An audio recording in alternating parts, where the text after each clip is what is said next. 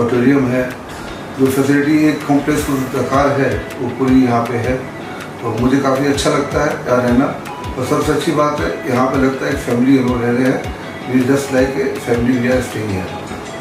और मैं Prasad education complex के डेवलपर को या प्रमोटर को मैं थैंक्स कहना चाहूँगा, जो भी इतना अच्छा कॉम्प्लेक्स बनाया, इतनी अच्छी ओपन एरिया दी जहाँ पे बच्चे भी और बड़े भी एक साथ मिलकर एंजॉय कर सकते हैं। काफ़ी वॉकिंग स्पेस भी है। तो मैं उनको थैंक्स कहना चाहूँगा कि फ्यूचर में कोई भी ऐसा कॉम्प्लेक्स बनाया तो जो फैमिली एटमॉस्फेयर के हिसाब से वो लोगों को दे। Thanks very much.